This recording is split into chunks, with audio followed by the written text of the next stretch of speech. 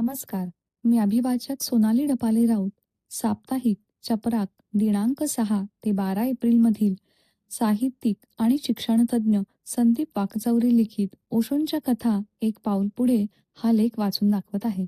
आवडल्यास like share नक्की करा आणि अशाच वैविध्यपूर्ण विषयांवरील साहित्यासाठी आमच्या चॅनलला नक्की सबस्क्राईब करा.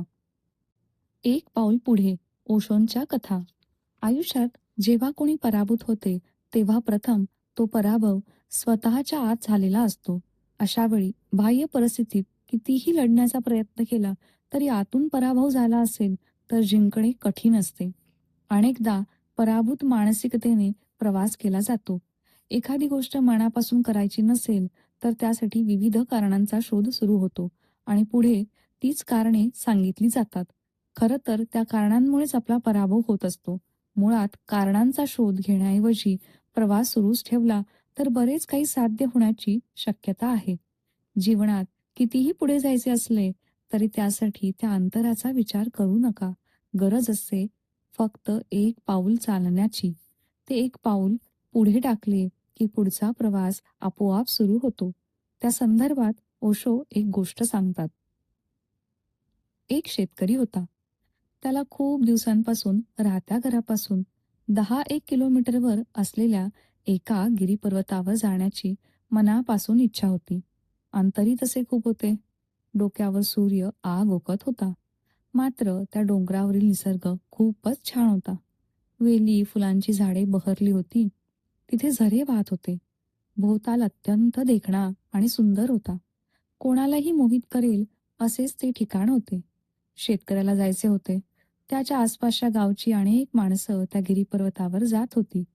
त्या पर्वताची मोहिनी अनेकांना होत होती.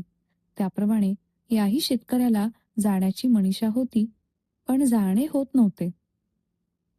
आपण जावे असे त्याला वाटत होते. प्रत्येक वेळी जायची इच्छा झाली की ऊन आडवे यायचे आणि रात्री जावे म्हटले तर साराच काळा कुट्ट अंधार. जाणेच कठीण होते. त्या काळी कोणत्याही प्रकारची विद्युत पुरवठ्याची व्यवस्था नव्हती. त्यामुळे वाटेवर वीज असण्याची शक्यता नव्हती. शेतकऱ्याला मात्र गिरीपर्वतावर जायची इच्छा होती. त्याच्याकडे कोणत्याही प्रकारचा कंदील, दिवा नव्हता. त्यामुळे रात्रीचा प्रवास करणे शक्य नव्हते. आता आपण कसे जायचे असा त्याला प्रश्न पडायचा. दिवसा जाणे जसे होत नव्हते तसे रात्रीही जाणे होत नव्हते. मुळात खरंच शेतकऱ्याला त्या गिरीपर्वतावर जायचे होते की फक्त तो कारणे शोधत होता. पण अचानक त्याला एक कंदील मिळाला. आता आपली इच्छा पूर्ण होईल असे त्याला वाटू लागले. मनात जाण्याच्या दिशेने विचार सुरू केला होता. एक दिवस आपण त्या गिरीपर्वतावर जाऊ असे त्याला वाटले. त्याने जाण्याचा निर्धार केला. जाण्यासाठी सर्व तयारी केली. अर्थात दिवसा जाण्याचे टाळले जात होते. रात्री त्याने कंदील पेटवला. निघण्यासाठी आता मध्यरात्र झाली होती. अवतीभोवती सर्वत्र नीरव शांतता होती. त्या दिवशी अमावस्या होती.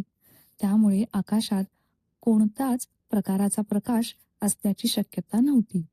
गिरीपर्वताच्या दिशेने त्याने हाती कंदील घेऊन प्रवास सुरू केला. त्या अंधाऱ्या रात्री इतरत्र कोठेही प्रकाशाचा दिवा नव्हता.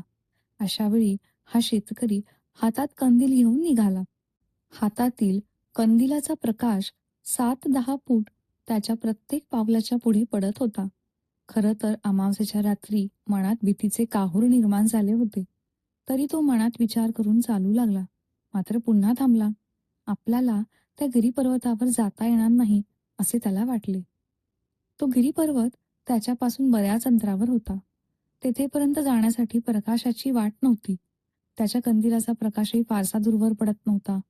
त्यामुळे आपण जायला नको असे त्याने ठरवले आणि तो जिथपर्यंत पोचला होता तिथेच त्याने थांबणे पसंत केले.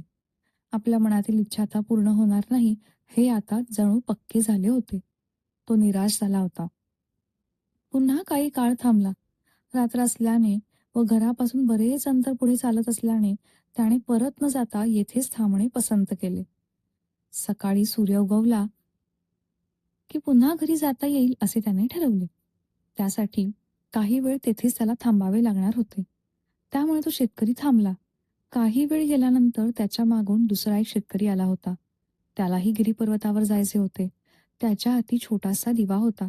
त्याचा प्रकाश फारसा मोठा नव्हता, मात्र तरी तो गिरीपर्वताच्या दिशेने निघाला होता. तो पुढे जात असताना जिथे शेतकरी बसलेला दिसला, तेथे हा शेतकरी आपला दिवा घेऊन पोचला होता. त्या बसलेल्या शेतकऱ्याने त्याला विचारले, की "तुला कोठे जायचे आहे?" तेव्हा तो दिवा हातात घेऊन निघालेला शेतकरी म्हणाला, की "मला गिरीपर्वतावर जायचे आहे." हे ऐकल्यावर कंदील घेऊन बसलेला शेतकरी हसला आणि म्हणाला, "अरे बाबा, तुझ्या हाती हा छोटासा दिवा आहे. त्याचा प्रकाश 3-4 फूट देखील पडत नाही. तू कसा पुढे जाणार? कारण तुला येथून ज्या गिरीपर्वतावर जायचे आहे, तो गिरीपर्वत तर कितीतरी मैल अंतरावर आहे. तुझ्या हाती असलेल्या दिव्याचा प्रकाश फारसा पुढे पडत नाही. त्यापेक्षा माझ्याजवळ असलेला कंदिलाचा प्रकाश अधिक पडतो आहे. पण गिरीपर्वताचे अंतर अधिक असल्याने तेथेपर्यंत प्रकाश कसा पडणार?" हा प्रश्न ऐकल्यावर तो दिवा घेऊन निघालेला शेतकरी हसला. तो म्हणाला, "अरे बाबा, तुला गिरीपर्वतावर जायचे आहे. तुझ्या हाती जो कंदील आहे, त्याचा प्रकाश तुझ्यापुढे 7-8 फूट पडतो आहे. अरे, तुला जायचे अंतर कितीही असले, तरी तू फक्त एक पाऊल पुढे टाक. तुझ्यापुढे तुझ्या हातातील कंदिलाचा प्रकाश 5-7 फूट पडणार आहे. तुला तर फक्त एकच पाऊल पुढे टाकायचे आहे. कंदील तुझ्यापुढे प्रकाश घेऊन चालणार आहे. तू फक्त पाऊल टाक. पण आपले मन पुढे पडत नसेल, तर आपला प्रवास कधीच पुढच्या दिशेने घडणार नाही. जीवनातही पुढे जायचे असेल, तर फक्त एक पाऊल पुढे टाकण्याची गरज आहे. मात्र ते पाऊल टाकण्याऐवजी आपण मनातच नकारात्मक विचार करू लागलो, तर तेच पाऊल पुढे पडत नाही. म्हणून जीवनात प्रगतीची वाट सापडत नाही. पुढचा अंधार नष्ट करायचा असेल, तर हाती असलेला दिवा कितीही छोटा प्रकाश देवो, तुम्हाला तो दिवा जीवनाचे ध्येय निश्चित साध्य करण्यास मदत करेल, यात शंका नाही.